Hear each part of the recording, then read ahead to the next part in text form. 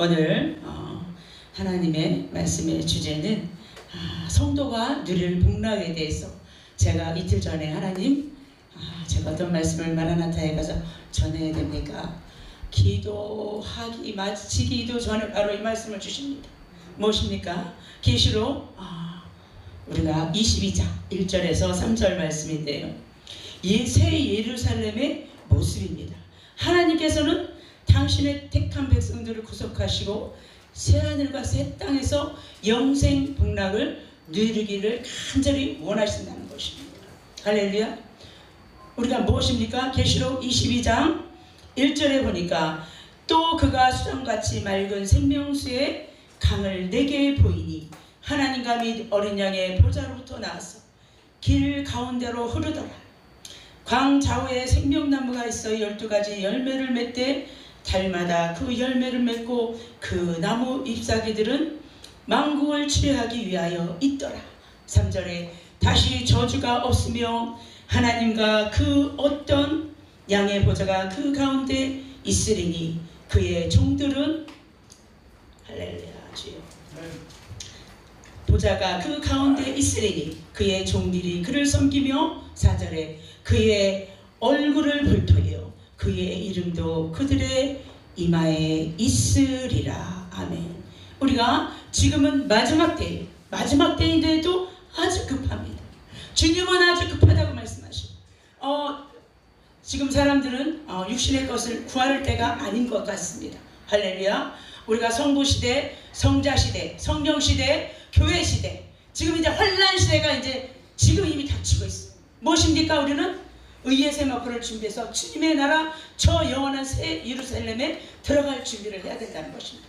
저 수정같이 맑은 생명수로 우리의 몸을 싣고 주님 보좌 앞에 나아가서 그 주님이 받으실 그 면류관 준비해 두신 그 사랑 그 상급을 우리는 바라보며 저 영원한 나라를 사모하기를 주님은 지금 우리에게 말씀을 하시고 계신다는 것입니다. 여러분 지금은 땅의 것을 구할 때가 아니에요. 롯의 아내처럼 뒤를 돌아보다가 못 올라갈 수가 있습니다. 여러분 그래서 우리는 말씀으로 준비해야 되고 등을 준비해야 되는데 우리가 기름이 없으면 지혜로운 5천은 등과 기름을 준비했지만 미련한 5천은 그 기름을 부족해서 부어가는 사이에 주님이 오셨습니다.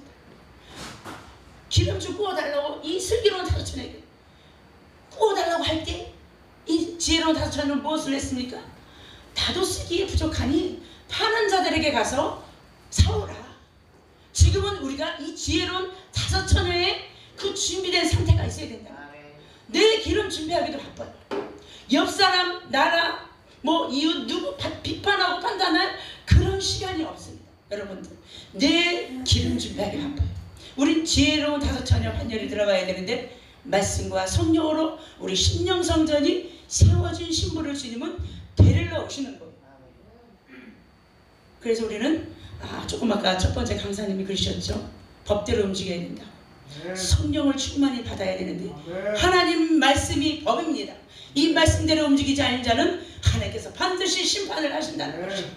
너희가 내 말씀대로 하지 않냐고 너희 마음에 감동한 대로 예언한 자들 내가 반드시 지옥불에 던지리라.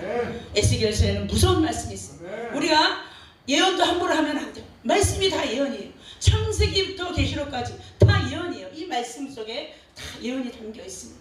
그래서 우리는 무엇입니까? 지금 다 시대가 끝나가고 있어요. 그래서 정치, 경제, 우리가 종교 이 세 가지가 다 결탁을 해서 바벨론화가 되어가서 이 세상을 하나님이 지금 다 이제 심판하시고 새하늘과 새 땅 지금 신부들을 데리러 오시는 그 직전에 있는데 우리는 누구 걱정합니까? 내 자신부터 점검해야 됩니다. 나 자신부터 회개해야 됩니다. 내 심령을 들어야 됩니다. 내 자녀들 가운데 아직도 구원받지 못한 자녀가 있나? 울며 애통해야 됩니다. 내 친척 가운데 아직도 구원받지 못한 자가 있나? 울며 기도해야 돼요. 지금 남의 걱정할 때가 아니에요. 내 자신과 내 친척 고륙들이 지옥불에 떨어지지 않도록 탄식하며 울며 기도를 해야 할 지금 이때입니다. 그래서 우리는 겉사람의 육체의 것에 보이는 것에 너무 치우치지 아니하시고 우리 하나님께서 우리의 속사람을 보시는 주님께서는 우리의 중심 우리 심령을 깨뜨려 보시는 하나님께서는 우리가 예수로 가득 차 있나 충만해 있나? 하나님의 얼굴을 구하는 자. 무엇입니까? 우리가 여기서 보겠습니다. 계시록 21장 8절에 보면 그러나 두려워하는 자들과 믿지 않은 자들과 흉악한 자들과 점술가들과 우상 숭배하는 자들과 거짓말하는 자들과 모든 자들은 불과 이왕으로 하는 못에 던져지리니 이것이 둘째 사망이니라. 우리는 하나님의 말씀으로 준비해야 돼요. 우리는 성령으로 준비해야 돼요. 우리는 충만으로 준비해야 됩니다. 그래서 우리는 하나님의 법대로 움직이는 자가 되어서 결코 우리가 지옥불에 떨어지지 않도록 우리가 성령으로 충만해서 그리스도의 이웃사랑을 실천해서 우리가 하나님 보시기에 너와 나의 관계, 우리가 고난과 연단은 왜 주십니까? 하나님의 형상을 닮아가기 위해서 주시는 거예요. 우리가 미워서 주시는 것이 아닙니다. 연단과 고난 속에 집어넣어야 우리의 못된 자아가 깨지고 우리의 모든 혈기가 깨지고 나의 모든 성품이 바사지고 깨져야 예수 그리스도 화가 되어서 나를 위해 십자가에 들어가시고 주님의 형상을 닮아가기까지 주님은 우리를 기다리시고 그토록 하나님께서 원하시는 당신의 그 형상을 담기 위해서 주님이 아주 만왕의 왕이신데 우리는 신부로서의 그 품격을 갖춰야 됩니다. 기도만 하면 다 된다고? 아닙니다. 우리야 지정이가 다 주님의 십자가에 못 박아져. 내 생각, 내 감정, 내 의지가 주님의 십자가에 철저히 부서지고 깨어졌어요. 우리 주님이 원하시는 대로 움직여야 됩니다. 하나님이 원하시는 성품으로 우리가 변화가 되어야 됩니다. 그래서 지금은 이 땅의 복도 중요하지만 우리가 지금은 하늘나라를 구해야 될 것이다. 내가 주님 나라에 들어갈 준비가 되어 있나? 이것이 가장 시급한 문제. 그러려면 우리는 깨어서 기도해야 되는데 주님의 얼굴을 구해야 돼. 주님의 얼굴. 신부가 땅의 것을 구하고 있으면 그 신부가 어떻게 올라가겠어요? 소돔과 고모라가 왜 멸망했습니까? 모든 것들이 다 음란하고 부정하고 아주 세속화되고 하나님이 두고 볼 수가 없는 거예요. 지금 이 시간 이 시대도 똑같아요.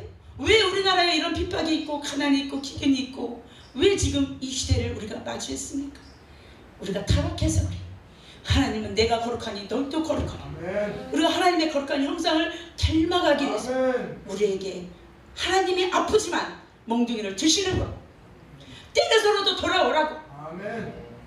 저도 부족합니다. 자녀를 몽둥이로 때리면서 고쳐야 되는데 제가 성격이 좀 착하다 보니까 그렇게 하지 못할 때가 있어요. 기도만 하고.